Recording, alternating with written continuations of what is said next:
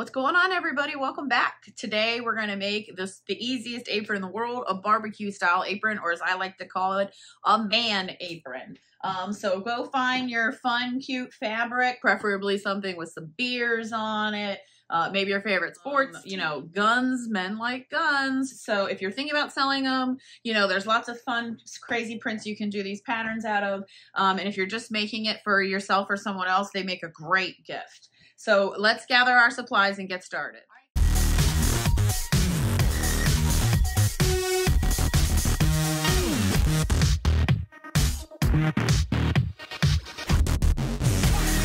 The first thing we're going to do is cut out 2 rectangles. So I want you to just cut out one rectangle that is 11 by 9. This is what we're going to use for our pocket. So set that aside.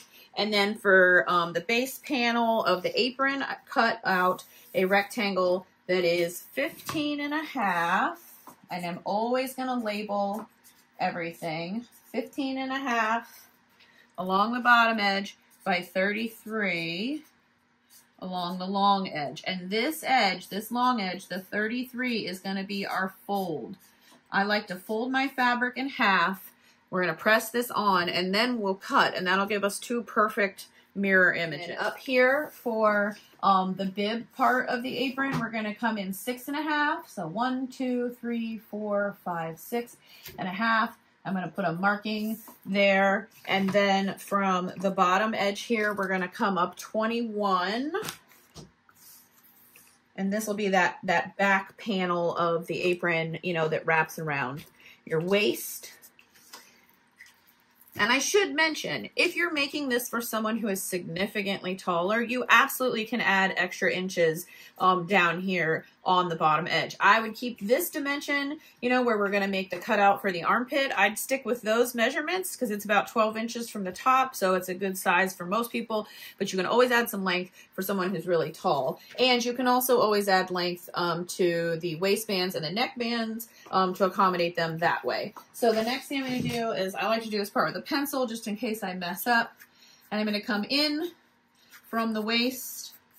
So you want this to be coming down from the top and then over to the waist. Not quite a right angle, You can always, if you have an apron lying around, this is a children's apron I have, but you can see, you can still get the idea.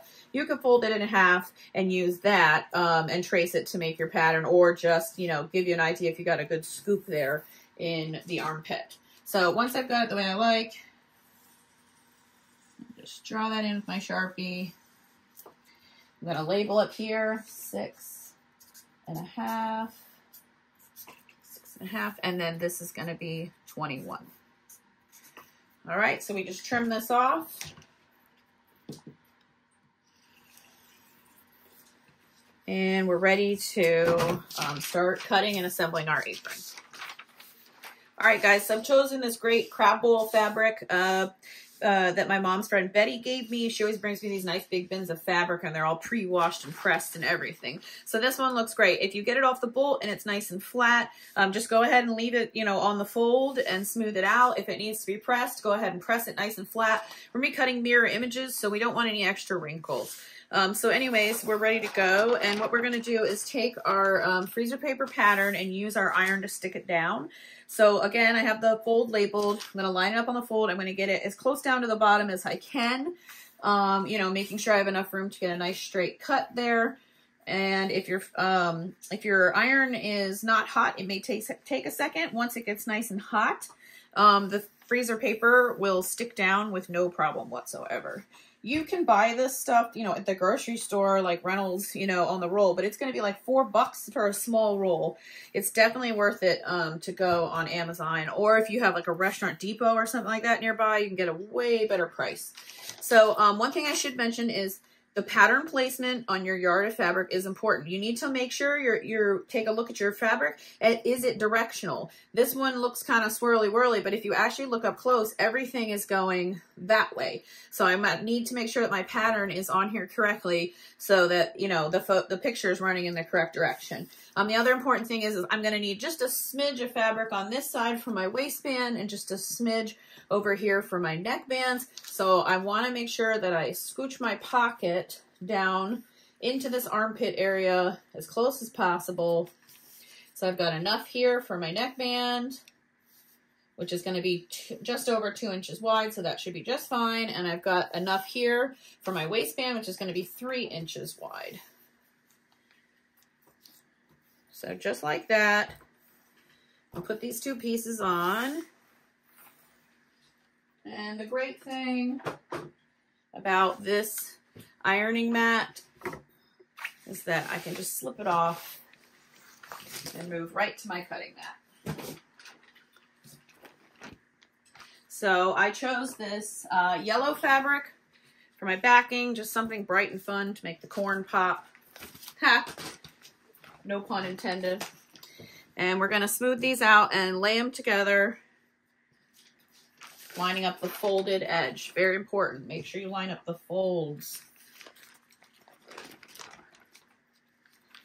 Now, there's another important thing to note is not all fabric, you know, while you get a fabric cut on the yard, which is always going to be 36 inches, it's not always the same width. So as you can see, my yellow is just slightly narrower than my my green fabric. So I will keep that in mind when I'm cutting those waistbands, just to make sure that I have enough on both sides to get my 3-inch waistband that I need. Because I have extra yellow, say this was really short, or you're working with a piece that was already cut, I can always use this extra bit on the long end to cut myself some extra waistbands. So I'm not going to stress out about it with this pattern. But if you get really tight on fabric and, you know, you just got to have it done, you can always make the waistbands out of a different color or a scrap that you have. That's the stuff that people don't look at that much, especially if it's the side that's going on the back, you know? All right, guys, because I'm an idiot, I made a few cuts and didn't realize the camera wasn't recording. So let me show you what I've done here. The first thing I did was I came down, you know, just about 3 inches from the top, right along this top edge of my pocket, and I sliced off this nice long strip for my neckbands. The next thing I did was come down the long side of the pocket and slice off this nice long strip for my waistbands. Now I want my waistbands to be 3 inches wide, and I want my neckbands to be 2 1/4 to 2 1/2. So I can tell, you know, these are, I've got enough width there for my my bands. And I also did trim off this bottom edge and make sure I've got a nice right angle on the bottom there. So I'm going to move these aside. We'll trim down the bands in just a minute, and we'll go ahead and get this body panel cut out. So again, I'm using my ruler and my nice straight edge on the bottom here to make sure I got a nice right angle. We don't want to flare. I mean, I suppose if you wanted to make a fancy apron, you could add a little flare out there, but I'm just trying to make a good manly apron. So we're going to come down from the top here, just being careful. This can be tricky with a large rotary cutter. You know, smaller rotary cutters make, you know, tighter turns easier, but the larger ones definitely push through several layers of fabric a lot easier than the small ones do. So you can definitely do a thicker job. And then I'm gonna chop off this just little top bit here. Again, nice right angles. All right, and then I just like to hold this in place before I tug this, because sometimes you'll have those little strands and then it's gonna pull and shift your fabric, and you don't want that, because again, we want these to be nice, clean mirror images. All right, we're just gonna take off these last 2 sections.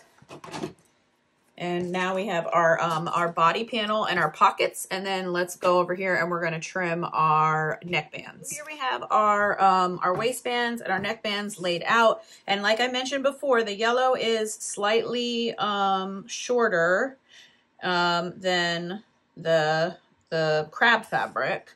So I just want to make sure I'm taking note of that before I do this. So this is my neckband, and I've got that nice clean cut lined up. And then I want to do 2 1/2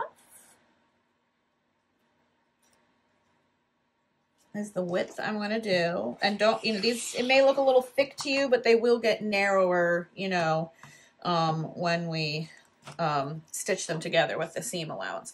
So the next thing I'm going to do is I'm going to cut it off right here. I like to get these, you know, this one I didn't have too much of a choice because this yellow fabric was a little narrower, so it came out to 20 inches. That's kind of my minimum for a neckband. You know, I wouldn't mind having it more like 22 or even maybe 24, but 20 inches will be enough. And you know, most fabric is 40 inches wide at least. So this was a standard 42-inch yard. This was a 40-inch yard, and that's where we're getting the difference in length. So it's always important to check that because not all fabric is the same.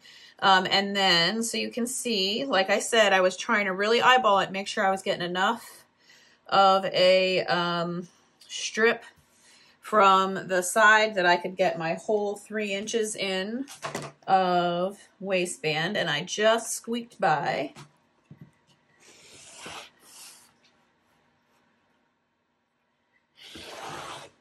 And again, like I said, if you have extra fabric or other fabric that's coordinating colors, you can always cut the waistband out of that, and then you don't have to worry about making sure you've got enough on the edge there. The next thing I want to do is I got to look at my direction. Okay, so this is the top, and that's the top. And I like to cut a nice little, just pointy mitered corner.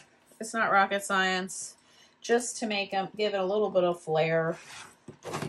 And then we're all set. So now we have our 2 sets of waistbands. You should have 4 in this pile, 4 in this pile, and same with our pockets and our 2 body panels. So we're gonna go ahead and start stitching this together. All right, gang, I'm just slipping on my regular old presser foot.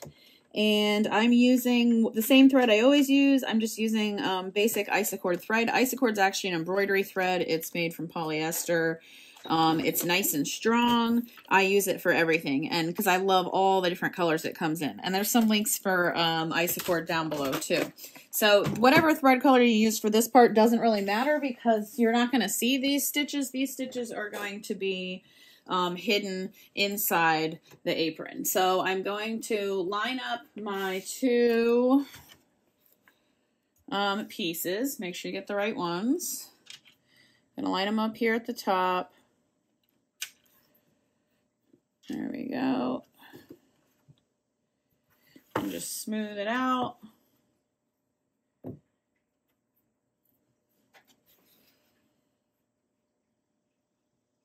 And they should line up nice and neat since we cut those mirror images. And I like to just run right off the edge of my presser foot. You can use a guide, you can use a 1/4 inch foot. But for me, I just do it all that way. And then all my seams end up the same, and that's all that really matters. So I like to sew pretty fast. I have a professional machine. It runs really smooth. If you have a home sewing machine, you probably shouldn't sew as fast as I do. It's kind of like the difference between having an expensive vehicle and an economy vehicle. They can both get you where you're going, but you got to know how far you can push the limitations. So just be easy on your machine, slow and steady wins the race, and work your stitch all the way down, up and around the length of your sash. All right, gang, so as we're approaching the corner, we want to make sure we get a nice sharp point. So I'm going to come right up to almost to the edge. I'm going to leave my needle in the down position, so it's piercing the fabric, and then turn my fabric so I get a nice corner there. You can do the same thing here. As you can see, it's shifted just a little. That's not a big deal. You're not going to see the seam. It'll be tucked inside the waistband. But do make sure as you're moving down these long edges, you know, to smooth out your fabric and try to keep it lined up as much as possible. As long as you're getting a good bite of fabric, you've got a nice sturdy seam allowance, you'll be fine. But try not to let it get way off track. All right.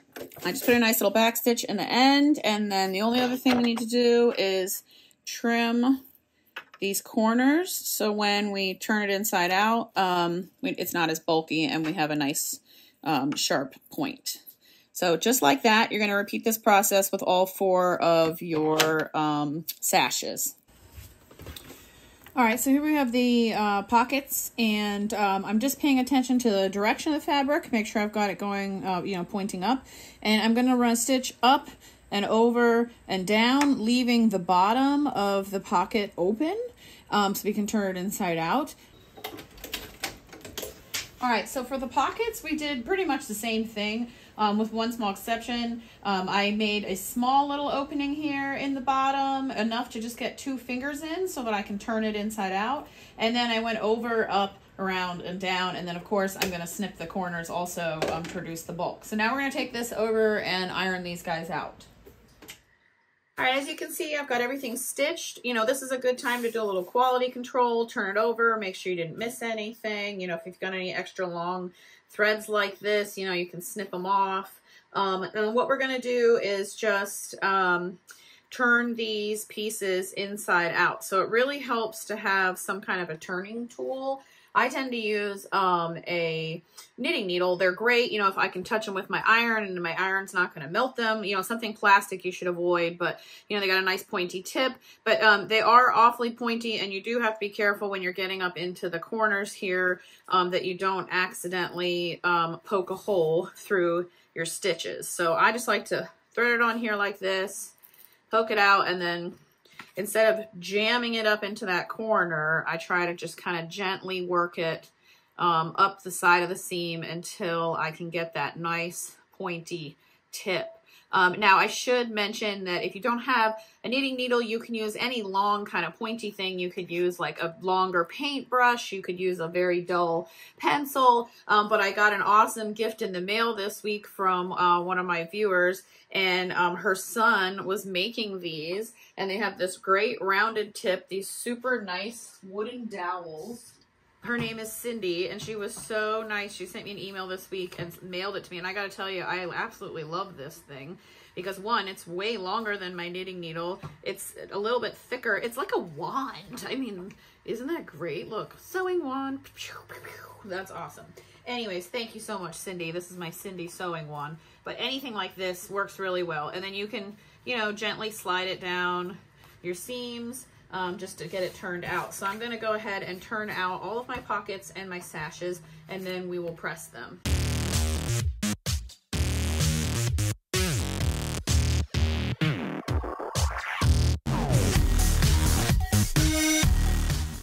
All right, so once you get your pockets nice and turned out like this, if it's real wrinkly, you can always just give it a quick spritz of water. Press them down nice and flat. And then you have to decide, do you want to have bright yellow pockets on the front with a little green hint? Or do I want to have my pockets kind of blend in with the front of my apron and then just turn down with a little hint of yellow? And I think I really just like that little pop of yellow for my pocket. So I'm going to go ahead and, once you decide which side of the pocket you want to use as the front, you're just going to give it a little fold like this, a good press to keep it in place, and then we'll take this to the sewing machine and we'll tack it down with a little decorative stitch. And like I said, that you got your little opening down here, just make sure that you've tucked in the folds of the opening nice and neat, so when we go ahead and stitch this to our apron, that will make sure we catch that little opening and get the whole pocket stitched shut. So for the other pocket, what I like to do is when I'm pressing it, I'll use this first one as my guide.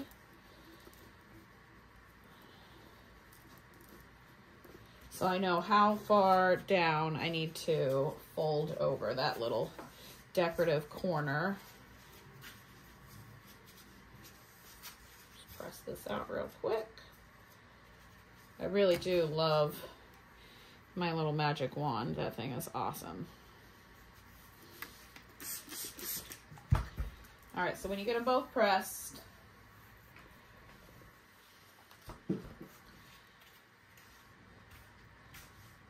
when you have both pockets pressed, you're going to want them to be reverse, and you're going to want them to look the same. So I just eyeball it, make sure that my, the bottoms of my pockets line up, and my little fold here lines up, and they look like nice and symmetrical. And then press that one down. All right, so here we have our pockets. And then the sashes are fairly simple. I just like to start at the end, once I've got my little tip there poked out nice and neat. and just slowly sliding down the side seams there with my turning tool, and then just kind of jumping down with my iron as I go, trying to keep it nice and flat all the way to the end. When I'm making piles and piles of these for craft shows, this stage in the process can get a little tedious. So always make sure to give myself an extra day or two in case I get burnt out on just straight up ironing. Make sure you press both sides just so they look nice and clean. And then you're just going to go ahead and repeat that process with the rest of your sashes. And when you're done pressing, we'll go in and we'll start adding our detail stitches. All right, gang, so if you want, you can put a pin in here, but if you pressed it real good, it's not really necessary. I'm just going to come add a nice little detailed stitch and tack down this top fold here. I chose a blue thread just because there's a lot of little hints of blue in here and in the Old Bay, and I just want it to show up a little bit so it pops. But I'm just going to come in the corner here, backstitch a little.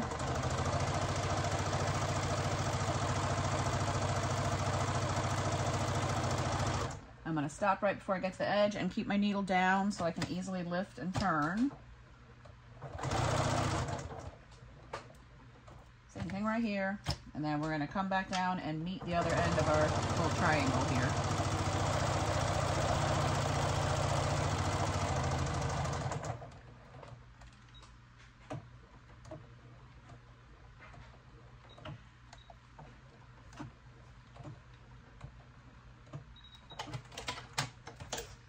So there you go. I'm going to do this on the pockets, and then I'm also going to take all 4 of my sashes and I'm going to come down and do the exact same thing and just add a nice detailed stitch.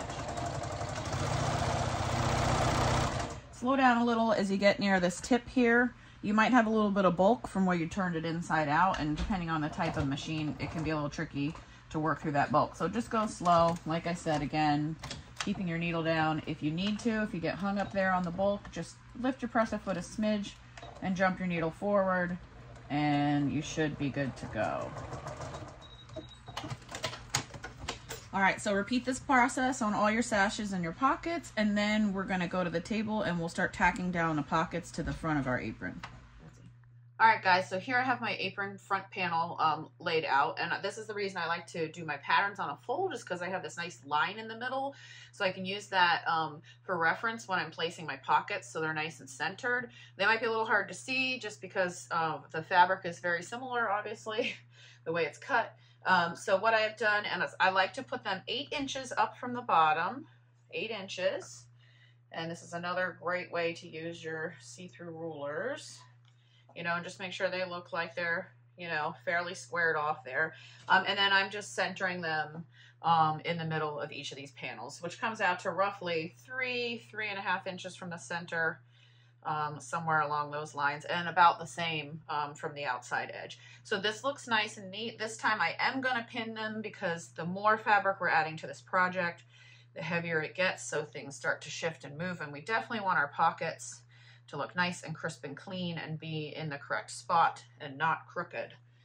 So I'm just putting 2 nice big pins in each one, and then I'm going to go to the machine and tack them down by starting up here, coming down around the bottom edge and moving my way back up. Do not sew the top of your pocket shut. Make sure you leave this little piece open or it'll be pointless. So anyway, I'm going to go do that real quick, and then we're going to come back and add on the strap.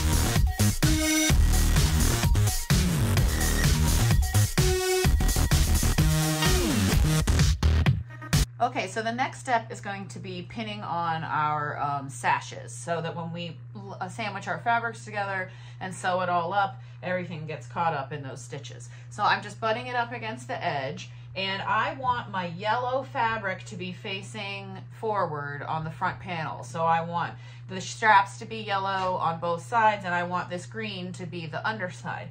So I'm making sure that my yellow fabric, the one I want to see, is facing down.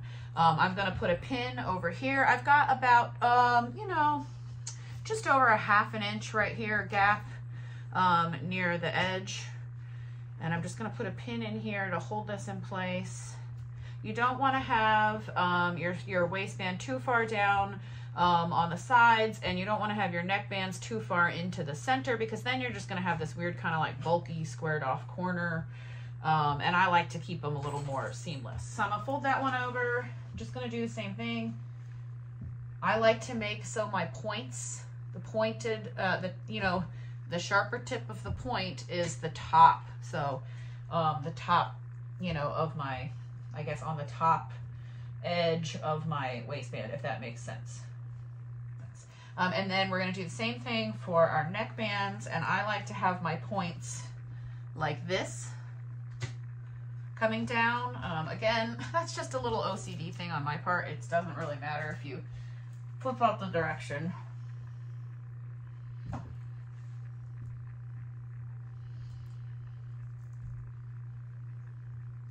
And again, like I said, I've got just a little over a ½ inch there on the side, and I'm eyeballing to make sure I look like I'm about center from my crease here. When I stitch around the outside edge, I am going to try to come in as close to cutting off this corner as possible and just smooth my stitch down and around. That way, when I fold it inside out, I'll have this nice flush neckline with the way the sashes will fold out. So I'm just gonna put maybe 1 or 2 more pins in here so these don't flop around when we sandwich it together.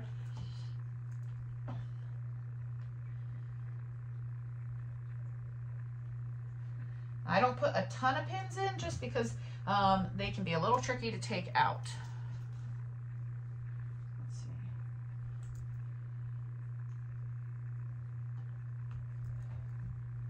These nice big heavy duty pins are very helpful with the aprons when you're trying to hold together a little bit of bulk here. Okay, if you wanted, you could take this to the sewing machine right now, put a stitch here, put a stitch here, put a stitch here, and put a stitch here, and tack them down before we sandwich them together. I like to make things fast. I like to cut out extra steps. So if you're more comfortable doing that way, by all means, go ahead. But the way I do it is I tack everything down now. I'm gonna sandwich it together. And then before I turn it inside out, I'll reach in and pull those pins out so that I can turn it inside out easily. All right, so these should line up nice and perfect since we cut them together on the fold and we took the time to iron them nice and flat before we did that. So I'm just gonna put a few pins in here. I don't do a ton of pinning because it creates ripples, and the fabric shifts and moves as you sew, and sometimes more ripples and more pins is not always a good thing. All right, that should be enough to hold the bulk of my apron together. I'm mostly concerned about where my loose pieces are. I like to kind of leave this part open so as I'm sewing I can stop and smooth it out as I come in and around the corners. The other thing I should mention is we're gonna start here. We're gonna leave a gap big enough just to get a handful through there, okay? And we're gonna come down, around, up, over, and back stitching just underneath this sash here. The reason I'm gonna have this opening here is so I can reach my hand in and pull it right sides out. I wanna get enough in there that I can get my fingers in here and pull out some of these pins without stabbing myself in the process too. So anyway, we're gonna go in the machine and we're gonna work our way around the edge of the apron, and then after that we will iron it out and we'll be almost done. We'll have one finishing stitch and that's it. All right, gang, so the first thing I'm gonna do, I'm on the right side of my apron like I was showing you. I'm gonna just take a second and tack down just right up along the edge here.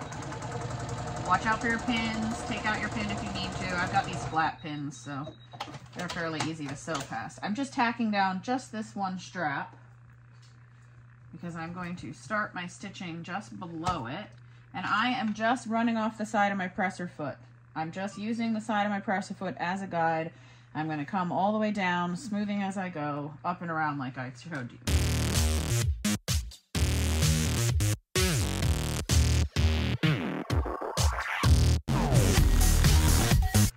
All right, so as I approach this side where the other waistband is, I'm just going to slow down. It can get a little bulky here. You may need to adjust the level of your presser foot up here with the knob on the top and go over slow. It's slow and steady, take your time. I like to backstitch over it just once. You don't have to, but just for the sake of it being nice and sturdy, since this is the waist, you know, it gives it an extra stitch. So as we come up around this curve, just go slow.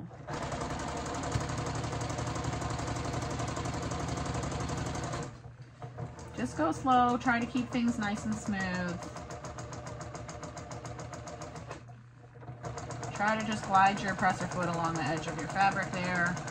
And then I'm just kind of using my fingers to feel for where the edge of this sash is. Because like I said, I want to come up right next to it as best I can. I've got my presser foot running off of the side of it. So I know I've got, I'm in a good spot. And I do the same thing with these sashes, back stitching across them just to make sure they're sturdy since they're going to be tugged on a lot.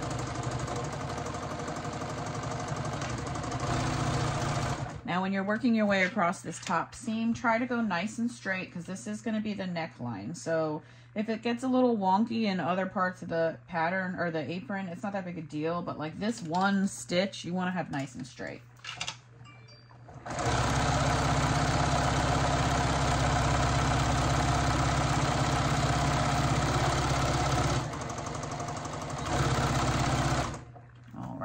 From a turn.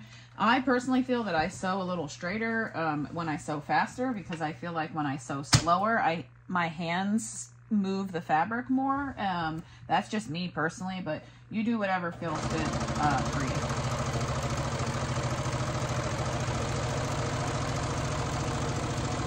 So we're just going to come down around this opposite side here. And again, just double checking, making sure you don't catch any of these other sashes in your seams.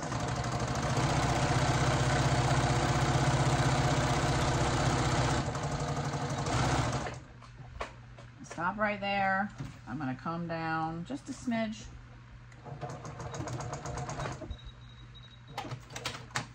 All right, so I've rounded off my corner here, or squared off my corner, I suppose. I've got enough space that I can get my hand in there. We're gonna go in and snip some of these corners and snip some of this curved area just to make it easier to turn inside out. And then we will proceed to turning it inside out. All right, first things first, very important, pull out your pins. Like I said, I wanted to make sure I had enough space here that I can reach my hand up in there and get the pins. You know, be careful, try not to prick yourself. You don't want to bleed on your apron. If you're concerned about this step, you could do exactly what we did before, lay the sashes out, don't put any pins in them, but pin through this top layer if you want. That will work as well. I just find that sometimes it shifts a little more when you do that. So I do like to do the pinning on the inside, but it's completely up to you, however you want to do it. So I'm just going to, you know, get my fingers up in here and gently fish out these pins.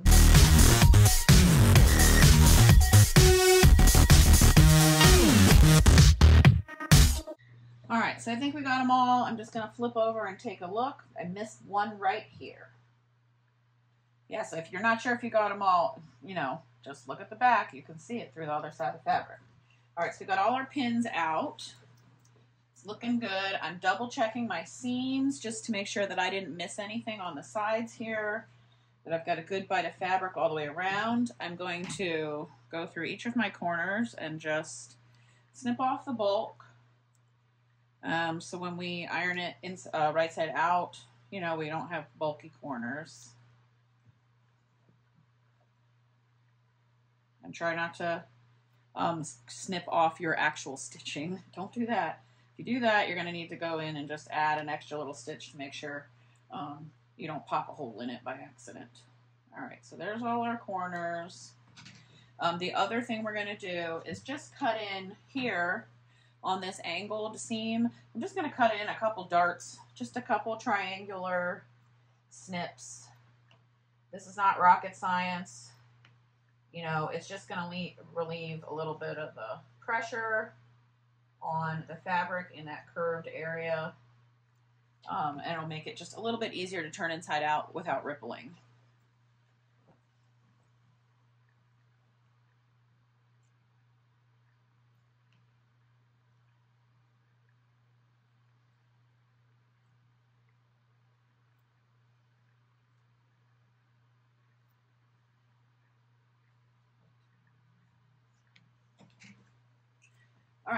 there we go. We've got all that done. So the next thing we're going to do is turn it inside out. So this is the exciting time. This is the moment of truth. Get to see how great your apron looks. I like to reach all the way across to the opposite side. Grab the waistband, gently, just tugging, pulling. Try not to yank it or rip it too much if it gets bulky. Just take a little bit of time, sort it out, and pull it through gently so you don't rip open that, that last seam there.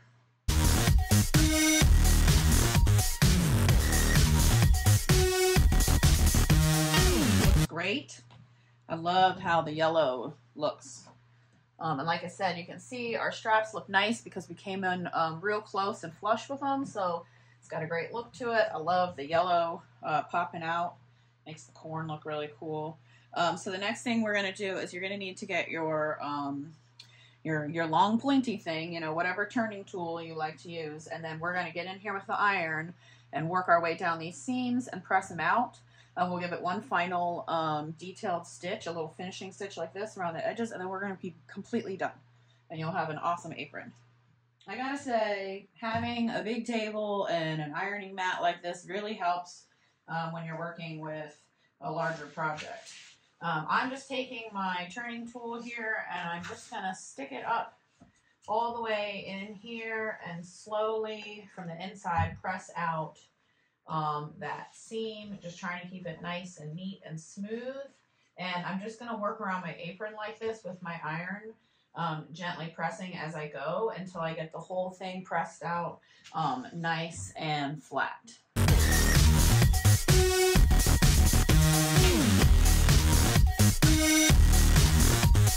I've got everything pressed out, and I just want to make one small point. When you get to this area, your little opening, you're going to want to take a little more time, give it a little more TLC, because there's a good possibility you stretched it some. Also, the weight of this waistband can tug and pull a little, so I like to lick my fingers, use it so that I can really kind of twist and roll that fabric under so I get a nice, clean, crisp fold over where I'm making sure that I'm catching all the raw edges of my opening.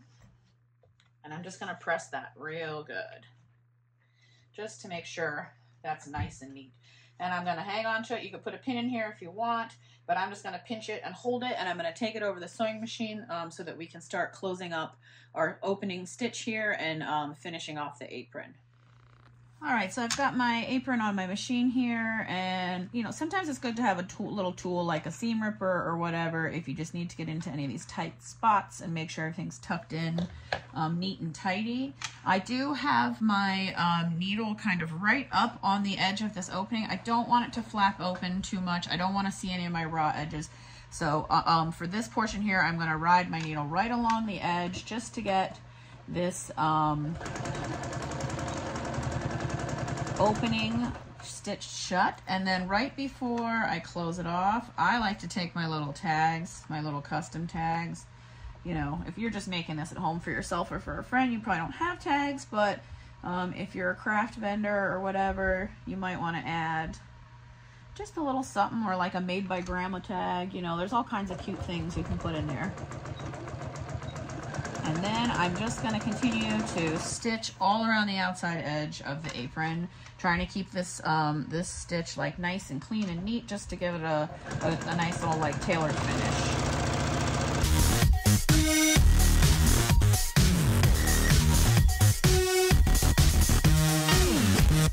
When you get to the curved side, just slow down a little bit. You know, every once in a while when you're working with these curved seams, you know, they want to ripple up on you. So don't get ahead of yourself, and just take the time to make sure you're smooth as you go and you're paying attention. And I'll reiterate the same thing I said about when you're stitching across the top. You know, this is the one seam of the whole thing that everyone's actually will see.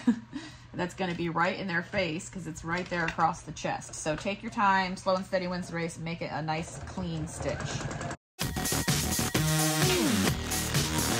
Now we're in the home stretch and we're almost done.